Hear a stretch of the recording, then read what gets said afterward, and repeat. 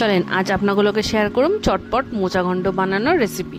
মোচাটিতে প্রথমে ছাল চুল ছাড়াই নিছি, তারপরে কুচু কুচু করে কাটতে নিছি, মধ্যিখানে শক্ত দিই, তারপর প্রেশার কুকারে নুন দিয়া কাঁচা লঙ্কা দিয়া সিদ্ধ করে নিই। অন্যদিকে দুইখান আলু টুকরা টুকরা কইরা কাটটা লাল লাল কইরা ভাইজা নিছি। মোচাটি এবার আমার সিদ্ধ হয়ে গেছে, এটির মধ্যে মিশাই দিছি হলুদ গুঁড়ো, লঙ্কা গুঁড়ো, জিরা গুঁড়ো আর একটুখানি নুন, চিনি আর সরিষার তেল। এটিতে ভালো করে চটকাইছি, চটকাইয়া হাফ বাটি আতপ চাল যা আগে থেকে ভিজায় রাখছিলাম হিডিরে মিশাই দিছি। তো হগলডি আইটেম একলোকে মিশাই শেখাই নিছি। এবার কড়াই চাপাই দিছি আর তার মধ্যে সর্ষের তেল দিয়া ভালো কইরা গরম কইরা কয়েকখান চিংড়িও ভাজা নিছি। অখন এবার চিংড়ি ভাজা হইয়া গেছে, এবার মাখা চাকা মোচাটি ঢাইলা দিছি, সাথে থালা ধোয়া জলটাও দিয়া দিছি। হগর লগে এক লগে ঢাকা দিয়ে দিছি। এখন ওটি পুরা সেদ্ধ হইয়া একবারে জল শুকাইয়া গেছে, তখন আমি একবারে মিশাই দেবো আলু আর চিংড়ি। তারপর নাইরা সাইরা নামানোর আগে দিয়া দিছি ঘি।